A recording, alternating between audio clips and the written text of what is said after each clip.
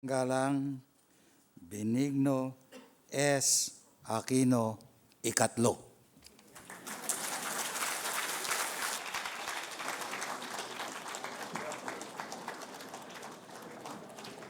Maupo tayo lahat.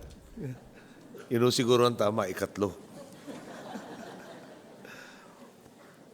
Tagapangulong Virgilio S. Almario, Father Jet Villarin, mga kinatawan ng kalupunan ng komisyoner ng Komisyon ng Wikang Pilipino, mga kasaping akademya at mga non-government organizations na hindi pa na-translate na narito, mga kawani ng pamahalaan, mga kagalang-galang na panauhin, mga minamahal ko pong kababayan, magandang umaga po muli sa inyo lahat.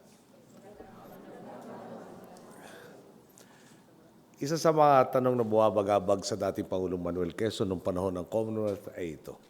Oras na magbalik sa Estados Unidos sa mga Amerikano at makamit ng Pilipinas ang kalayaan at wala na muling paghuhugutan ng dahilan ng mga Pilipino para lumaban at magkaisa para sa iisang layunin. Ano pa ang magbubuklod sa ating bansa? Ang sagot dito, isang wikang pambansa. Sa halip na magkanya-kanya bilang Tagalog o Bisaya o Cebuano o Ilocano o Kapampangan, kikilalanin tayo sa ilalim ng iisang pangalan, Pilipino. At gaano man karami ang ating isla, pagbubuklo rin tayo ng isang tinig, ng isang wika, Pilipino. Mula sa proklamasyon nito bilang wikang pambansa noong 1937, wala pa ho ko nun. Ewan ko lang si Father Jet dahil lamang siya sa akin ng konti. Dumaan sa mabagal at masalimot na yugto ang Filipino bilang wikang may kakayahang pagkaisahin ang bansa. Hindi ba't dati meron lamang tayong linggo ng wika? Bagaman buong buwan na ng Agosto kung ipagdiwang ang ating sariling wika ngayon. Naniniwala pa rin akong dapat ay araw-araw na kinikilala't pinapahalagahan ang ating pong sariling salita. Marahil kung wala pa ang mga gurong tulad ni Ginang Eskasa na talagang hinasa kami sa silid-aralan sa wastong paggamit ng Pilipino, malamang ay kanina pa ako natitisod sa maraming salita. At hindi na ninyo ako inimbita sa pagtitipong ito. Ang nakakabahala, sa halip na pagmulan ng kolektibong dangal, nagiging bukal pa ng alitan ang wikang Pilipino. Personal ko itong nasaksihan noong bagong halal pa lamang akong kongresista. Siyempre, pag nag-umpisa ang kongreso, mag-oorganisa kayo. Habang nag-oorganisa kayo, di wala pa hong trabaho yung mga committee dahil binubuo nga. So isang araw, tumayo ang kinatawan ng Quezon City o isa sa mga kinatawan ng Lungsod Quezon at nagtalumpati sa wikang Pilipino. Tumayo ang kinatawan ng Davao del Sur noong panahon na yun at itinanong kung bakit nagsalita ng Tagalog ang kinatawan ng Quezon City. Sagot po nung kinatawan ng Quezon City ay yan po'y opisyal natin lengguwahe. Ang sagot sa kanya, pakibasa nga yung parte ng konstitusyon na nagsabing Tagalog ay Pilipino. At pagkatapos po nun ay nagbisaya na ang ating butihing kasamahan galing ng Davao del Sur. Pagkatapos po nun, sumagot na rin ho ang presiding officer, deputy speaker galing Palawan, sinagot yung dalawang kinatawan sa wikang Ilocano. Kaya po yung stenographer nagtaas ng kamay at sinabing suko na ako. Hindi ko na alam kung ano isusulat dito. Alam mo nyo, 2 linggo pong debate kung ano ang Pilipino ang napala namin habang inoorganisa ang Kongreso. At habang sila ay nagdedebate, sabi ko, napakabigat naman ang talakay natin ito. No? Napakaraming inakit babakong dike para lang makagkaroon ng pribilehong magkaroon ng debating tila wala sa isa. Sa unang tingin, nakakatawa nga ho ang kwentong ito. Subalit kung susuriin, ganito mismo ang kasalukuyang konteksto ng politika ng wika sa Pilipinas ngayon. Ang isang bagay na dapat ay nagbubuklod sa atin, naging mitsa pa ng di pagkakasunduan. Ang wikang dapat ay bubuo at tumatahi sa libo-libo nating mga kapuluan ay siya pang pupunit sa mga prinsipyong naguhulma sa ating kasaysayan. Kaya naman, isang malaking hakbang ang pagtitipo ito sa pagpapayabong ng ating wikang pambansa. Nananalig akong sa pagtutulungan ng mga kalahok na sektor, may tutulay ng unang pambansang kongreso sa wika ang ilang mga hamon at suliraning pangwika na matagal nang nabaliwala sa ating lipunan. At magsimulang maitaas ang antas ng pakikilahok at diskurso ukol dito. Nagpapasalamat ako sa kasalukuyang pamunuan ng Komisyon sa Wikang Pilipino sa inisyatibang likumin ang mga kaisipan at opinyon ng mga eksperto sa pagtitipong ito. Gayon din sa masigasig na pagpapatupad ng mandato ng komisyon. Nananalig akong magiging mabunga ang unang pambansang kongreso sa wika at magagamit tungo sa paghubog ng mas progresibong lipunan ang anumang resulta ng inyong talakayan.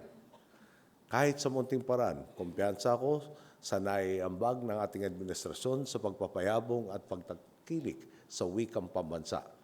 Bilang Pangulo, tungkulin kong ibalik ang tiwala at kumpiyansa ng mga Pilipino sa mga institusyong pampamahalaan. Sa makatwid, tilig nila tayo. Mangyayari lamang ito kung naintindihan at nakikita nilang hinihimok natin silang makilahok sa paghubog ng pamahalaang tunay na mula sa kanila at kumikilos para sa kanila. Kaya naman, bago pa man ako mahalal, napagpasyahan kong gamitin ang Pilipino sa aking mga talumpati, hindi bilang gimmick o propaganda, kundi dahil ito ang tunay na tinig ng ating mga kababayan. Umaharap ako.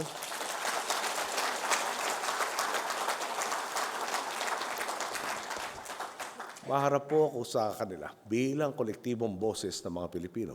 Kaya't obligasyon kong magsalita sa wikang komportable sila at naiintindihan nila. Alam po niyo, naalala ko tuloy, no, ako yung unang tumatakbo bilang kongresista. May mga lumapit po sa akin at sabi, bilib na bilib raw ho sila sa aking ama. Napakagaling raw ho magsalita. Para raw masinggan. May nagsabi po yata, masinggan.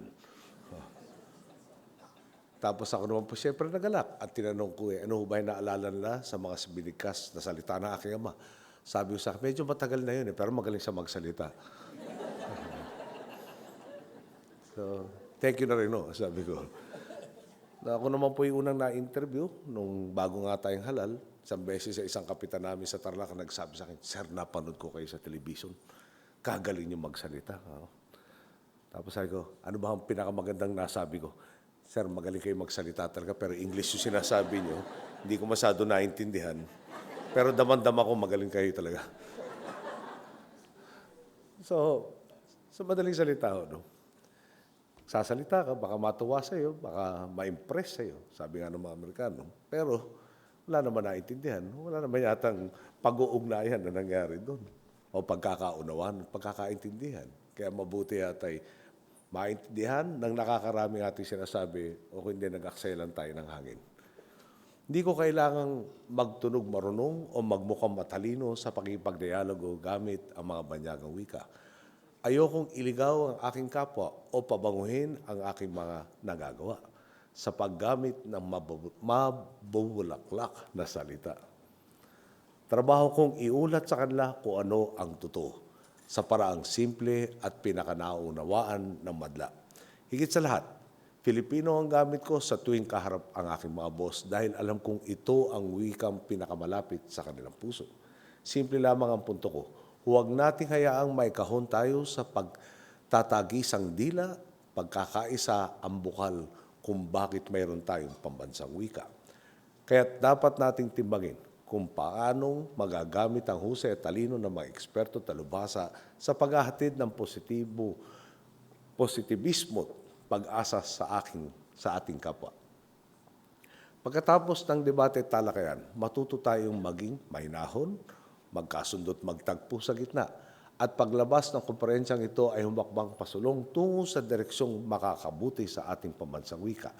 Imbis na mga galos at pilat ang makuha dahil sa pagtatagisang tinig, sana ay umusbong ang pagkakaunawaan at pusong makabayan.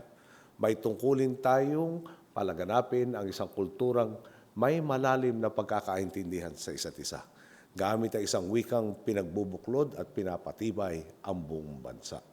Ulitin ko po, wika dapat pagbubuin tayo, hindi tayo dapat paghihiwalayin. Magandang araw po, maraming salamat sa inyo.